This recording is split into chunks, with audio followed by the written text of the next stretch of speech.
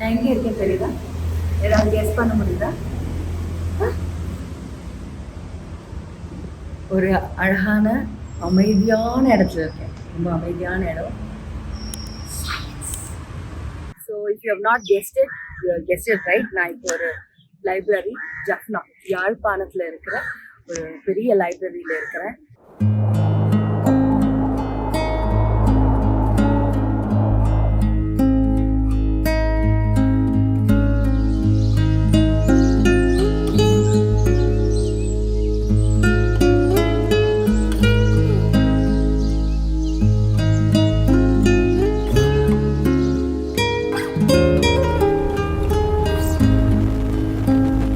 South east ஏஷியாவில் இது மிகப்பெரிய லைப்ரரியாக இருந்தது ஒரு காலத்தில் இருந்தது. அதுக்கப்புறம் 1981 அப்போ வந்து இது எரிக்கப்பட்டது. ஏதோ ரீசன், உள்நாட்டு திங்ஸ் எரிக்கப்பட்டது. பில்டிங் எல்லாம் பெருசாக ஒன்றும் ஆகலை. பட் உள்ளே இருக்கிற முக்கியமான நூலகங்கள், அதாவது மிக முக்கியமாக இங்கே மட்டுமே இருக்கக்கூடிய பல புக்ஸ், பல விஷயங்கள், முக்கியமாக வந்து தமிழ்நாட்டோட, நம்ம இந்தியாவோட பொக்கிஷமாக கருதப்படுற ஓலைச்சுவடிகள்ன்றது ரொம்ப ரொம்ப முக்கியம். அது வெறுமனே இங்கே ஜாஃப்னால இந்த நூலகத்துக்குள்ளதான் இருந்தது, இந்த லைப்ரரிக்குள்ளதான் இருந்தது. பட் அது எரிஞ்சிருச்சு, நிறைய விஷயங்கள் எடுக்கப்பட்டு கொண்டு போயிட்டாங்க.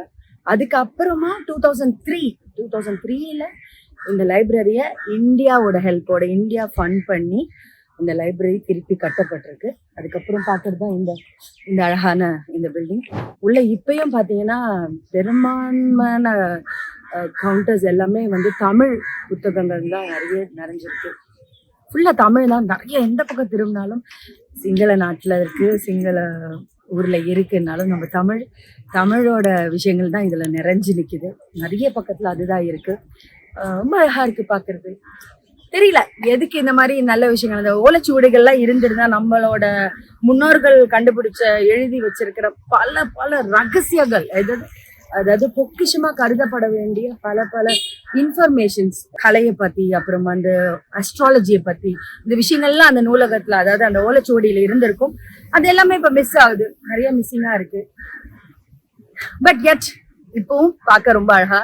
உள்ள வந்து அழகா நம்மளோட அப்துல் கலாம் ஐயாவோட ஒரு அழகான ஸ்டாச்சு வச்சிருக்காங்க. இந்த பக்கம் இந்தியாவோட கொடி இருக்கு, இந்த பக்கம் ஸ்ரீலங்கன் கொடி இருக்கு. அது பார்க்க ரொம்ப அழகா இருக்கு. அப்புறம் நிறைய சொன்னேன், எந்த பக்கம் திரும்பினாலுமே வந்து நிறைய தமிழ் தான் நிறைஞ்சிருக்கு. இங்கிலீஷை விட, ஆங்கிலத்தை விட தமிழ் நிறைஞ்சிருக்கு. அதுவும் பார்க்க ரொம்ப அழகா இருக்கு. அதாவது இது என்னதான் சிங்கள நாடா இருந்தாலும், ஸ்ரீலங்கனா இருந்தாலும், நம்ம தமிழுக்கு நிறைய முக்கியத்துவம் கொடுத்துருக்காங்க. அது ரொம்ப அப்ரிஷியேட்டபிளா இருக்கு. ஸோ திஸ் இஸ் ஜாஃப்னால இருக்கிற மிகப்பெரிய லைப்ரரி. ஒரிஜினலி கட்டப்பட்டது வந்து October 11, 1959 இந்த ஊர் மேயரால, அதாவது துரையப்பா, ஆல்ஃபிரட் டி துரையப்பாங்கிற மேயரால இது கட்டப்பட்டு ஓபன் பண்ணப்பட்டிருக்கு. அது 1959ல. இது வந்து பெரிய லைப்ரரி, சவுத் ஈஸ்ட் ஏஷியாவோட மிகப்பெரிய லைப்ரரி. ஏன்னு சொல்லப்படுதுன்னா இதோட பில்டிங்கோ இதோட லேண்ட்ஸ்கேப்பாக இல்லை, இதுக்குள்ள இருந்த புத்தகங்கள், இதுக்குள்ள இருந்த நூலகங்கள், அவ்வளோ அறிவு சார்ந்து, அவ்வளோ நல்ல புக்ஸ் இருந்திருக்கு. அந்த புக்ஸ் படிச்சு பள்ளிக்கூடம், அந்த மாதிரி பெரிய பெரிய காலேஜ் பள்ளிக்கூடம்லாம் போகாமலே இங்க இருந்து பெரிய பெரிய தலைவர்கள், பெரிய பெரிய போஸ்டிங்க்கு போகக்கூடிய அளவுக்கு இங்க படிச்சு வளர்ந்தவங்க இருக்கிறாங்கன்னு தான் சொல்லப்படுது.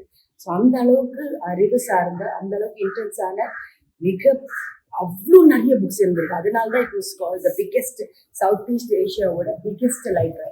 தமிழர்களுக்கு இந்த ஸ்ரீலங்கால மிகப்பெரிய போராட்டம், பிரச்சனைகள் என்ன இருந்தாலும் அவங்களுக்கு, தமிழர்களுக்குன்னு அவங்க பெருமை கொள்கிற ஒரு மிகப்பெரிய சொத்துனா அது இந்த ஜஃப்னாவோட, யாழ்ப்பாணத்தோட லைப்ரரி தான். இந்த லைப்ரரி தான் நம்ம தமிழர்களோட மிகப்பெரிய சொத்து. பிக்கெஸ்ட், அதாவது பிக்கெஸ்ட்னு சொல்றதை விட ரொம்ப ஹார்ட் க்ளோசஸ்ட் லைப்ரரியா இருக்கு. உள்ள போனா ஒரு வித்தியாசமான ஃபீல் கொடுக்குது. எப்படி சொல்றதுன்னே தெரியல. அதாவது உள்ள போனா ஒரு மியூசியம் மாதிரி இருக்கு. நிறைய விஷயங்கள் அதுல, பழங்காலத்து விஷயங்கள் எல்லாமே அங்க ஷேர் ஆயிருக்கு. போட்டோஸ் ஆகும், சிலையாகும், அந்த ஒரிஜினல்ஸ் ஆகும் ஷேர் ஆகிருக்கு. அதுக்கப்புறம் வந்து புக்ஸும் நிறைய இருக்கு. ஸோ லைப்ரரின்னு மட்டும் சொல்ல முடியாது, இது ஒரு மியூசியம் மாதிரி தான் இருக்கு. அவ்வளோ அழகா டிசைன் பண்ணியிருக்காங்க.